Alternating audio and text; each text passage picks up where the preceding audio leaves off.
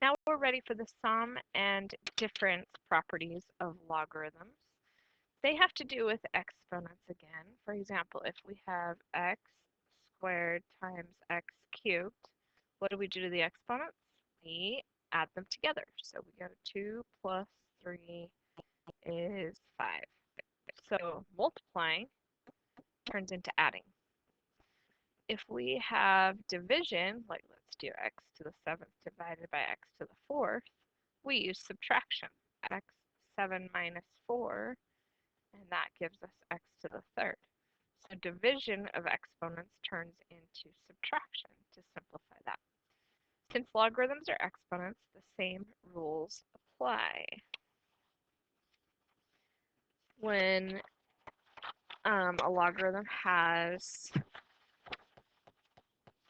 in the argument parts that are multiplying, we can rewrite that as separate logarithms that are adding instead. So first property would be the sum or product property. So log base b of two factors, u times v. And we can separate that out. Those are multiplying. We can use addition instead. So log base b of u plus log base b of v.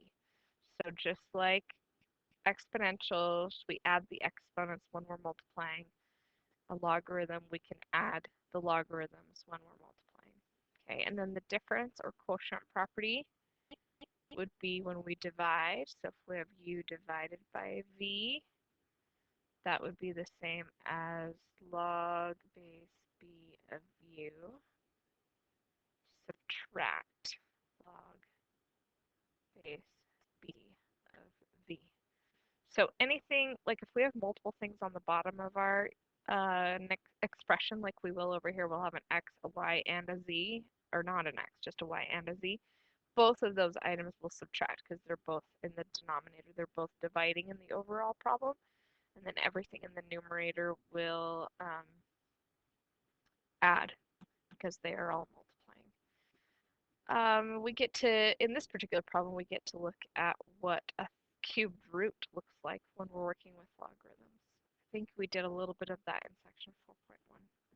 Okay, we're going to use these properties to simplify. Actually, specifically, we're going to expand using the properties. We're going to make it bigger. See, this is expanded. It's longer. It takes more space. We're going to then simplify anything that we can. So the advantage of expanding is that sometimes we can simplify things. So in this case, we have multiplication happening. So that's going to be addition. So log of base 0.1, another way to write that would be 1/10 of 10. And then we have multiplication, so we're going to do add log of 0.1, log base 0.1 of x squared. Now this part can be rewritten as 2, use that power property, log 0.1x. That would be considered expanded when we actually use that power property to move that 2 to the front. Okay, now this one is interesting because remember what 0.1 is 1/10. So just I want you to remember for a second, 1/10 to what power equals 10? Well, the answer to that little thought bubble is -1. So this actually turns into a -1.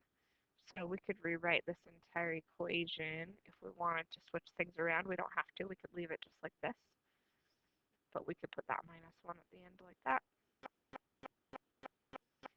All right, this one again is more complicated. The first thing we're going to do is change our cubed root and write that as a 1/3 power. So a square root would be a 1/2 power. A cubed root is a 1/3 power.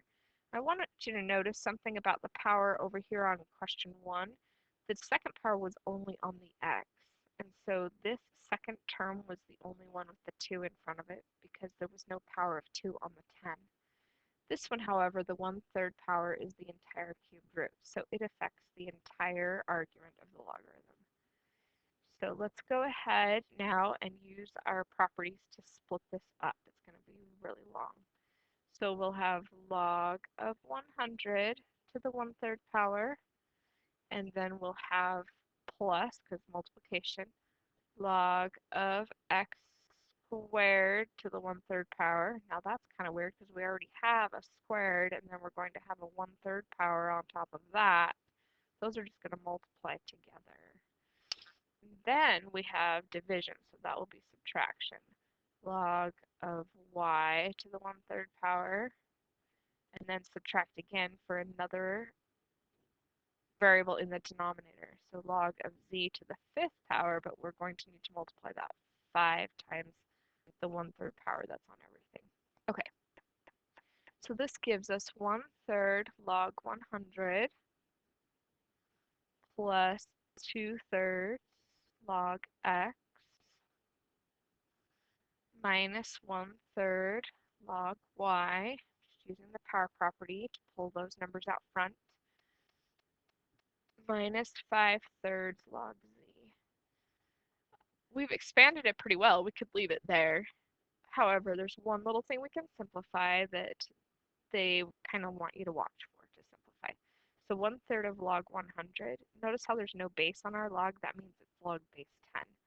So remember that would be 10 to the 2nd power equals 100. So this part right here equals 2. So this would be 1/3 times 2, which turns that part itself into a 2/3. So this thing turns into 2/3. This right here was just my little like notes. Did I write the whole thing so much at once that it doesn't want to? Here, what happens if I change that to a different color? Okay, that just it looks the way I wrote it like I'm dividing it, and I'm not. It's just my little note about what's happening. Okay, so now we have this for that term, but all the other terms we've already figured out. 2/3 log x minus 1/3 log y minus 5/3 log z. We can't do anything to simplify those variables. The only part we could simplify at all was that 2/3 that our 1/3 log 100 turned into. So there's our final expanded answer.